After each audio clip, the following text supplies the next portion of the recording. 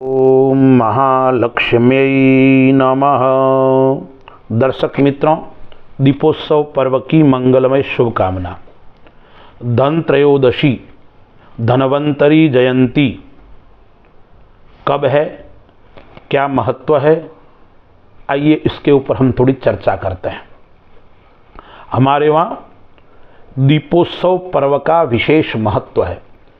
5 दिवसीय दीपोत्सव पर्व धनतेरस से प्रारंभ होता है, धन त्रयोदशी से प्रारंभ होता है।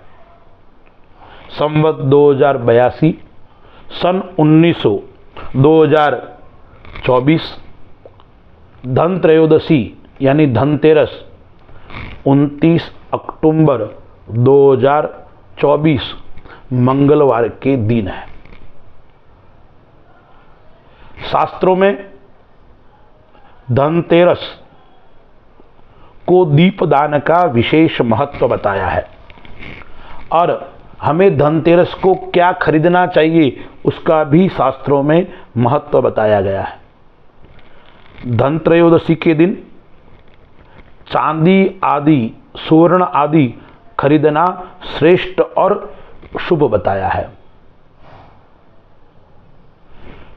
धन को देने वाला, आरोग्यता को देने वाला पर्व यानी धन त्रयोदशी।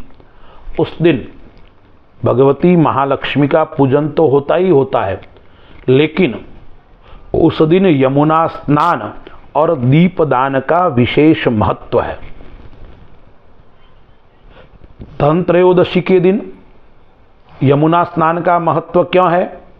क्योंकि हमें यम से मुक्ति चाहिए, अपमृत्यु हमें से निवारण हमें होना है, मृत्यु से हमें मुक्त होना है। तो मृत्यु के देवता यमराज है और यमुना जी यमराज की बहन है। इसीलिए अपमृत्यु के निवारण हम चाहते हैं, मृत्यु से मुक्ति चाहते हैं, तो हमें धनतेरस के दिन यमुना स्नान करना चाहिए और दीपदान भी करना चाहिए।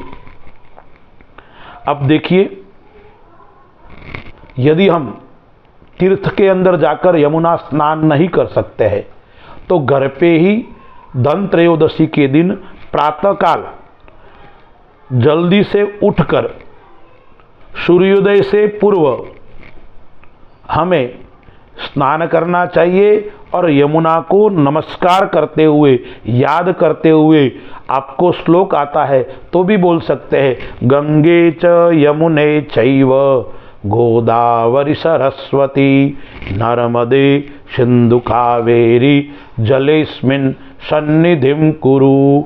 यानी सभी नदियों को और विशेष यमुना को याद करते हुए और यमराज को याद करते हुए हमें स्नान करना चाहिए। उसके पश्चात सायंकालीन हमें दीपदान करना चाहिए। अब दीपदान कैसे करना चाहिए, किस प्रकार से करना चाहिए, उसके ऊपर भी हमें थोड़ा विचार करते हैं। दीपदान का विशेष महत्व बताते हुए कहते हैं, यदि हमें मृत्यु से निवारण प्राप्त करना है, मृत्युना पास हस्तेन कालेन भार्यया सह त्रयोदश्याम दीपदानत सूर्यज प्रियता मिति ही। यानी सायंकालीन समय में हमें दीपदान करना चाहिए। कहाँ करना चाहिए? मंदिर में करना चाहिए, कोई जलाशय के अंदर करना चाहिए, तीर्थ क्षेत्र में करना चाहिए, गौशाला में करना चाहिए।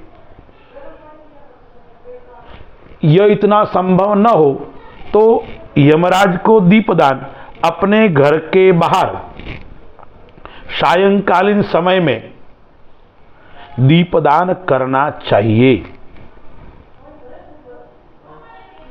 एक कोई पात्र ले लीजिए, उसके अंदर कुछ दान रख दीजिए और एक दीपक ले लीजिए और उस दीपक के अंदर तेल का दीपक लगाना है और हो सके तो 13 बाती वाला दीपक लगावे तो श्रेष्ठ है, अन्यथा 1 बाती वाला दीपक भी लगाकर हम दीपदान कर सकते हैं। फिर यमराज का पूजन करना है, दीपक का पूजन करना है, और हमें ओम यमाय नमः, ओम दीपस्त देवताभ्यो नमः इस प्रकार से बोलते हुए उसका पूजन करना चाहिए। यदि आपको श्लोक आता है तो यह श्लोक भी आप उच्चारण कर सकते हैं। कार्तिकस्यासिते पक्षे त्रयोदश्याम निशामुखे यमदीपम बहिर्दद्यात् अपमृत्युर विनिश्यति, यानी दीपदान करने से अपमृत्यु का विनाश होता है, ऐसा शास्त्रों में बताया गया है। इसलिए यदि हमें अपमृत्यु से मुक्त होना है तो हमें धन त्रयोदशी के दिन दीपदान करना चाहिए। और साथ में क्या है, धन्वंतरी जयंती भी है। धन्वंतरी का जन्म समुद्र मंथन से हुआ है और धन्वंतरी भगवान आयुर्वेद के प्रणेता है। इसलिए हमें प्रातः काल में धन्वंतरी का पूजन भी करना चाहिए। धन्वंतरी भगवान की तस्वीर हो तो श्रेष्ठ है, क्योंकि आरोग्यता को देने वाला और हमारे जीवन के अंदर सभी प्रकार के रोगों को समाप्त करने वाले देव है, दीर्घायु प्रदान करने वाले देव है, आरोग्यता प्रदान करने वाले देव है, तो वो धन्वंतरी भगवान है। तो धन त्रयोदशी के दिन धन्वंतरी जयंती भी आती है, तो उस दिन हमें धन्वंतरी भगवान का पूजन भी करना चाहिए। प्रातः काल में शुद्ध स्नान आदि करके वस्त्र आदि पहनकर हमें धन्वंतरी भगवान का पूजन करना चाहिए। आपको श्लोक आता है तो श्लोक बोल सकते हैं या ओम धन्वंतरी नमः इस प्रकार से उच्चारण करते हुए उनका पूजन करना है। या आरोग्यता के लिए आप यह भी बोल सकते हैं सोमनाथो वैद्यनाथो धन्वंतरी रथाश्विनौ पंचैतान संस्मरेन् नित्यम व्याधिस्तस्य न जायते, यानी 5 देवों का स्मरण करने से धन्वंतरी के साथ में हमें व्याधि नहीं सताती है, ऐसा शास्त्रों में लिखा गया है। इसलिए हम धन्वंतरी जयंती के दिन, धन त्रयोदशी के दिन घर के अंदर स्वर्ण और चांदी की खरीदारी भी करें और साथ में दीपदान भी करें, यम भगवान का पूजन भी करें, यमुना स्नान भी करें और भगवान धन्वंतरी का पूजन भी करें। अस्तु। जय श्री राम।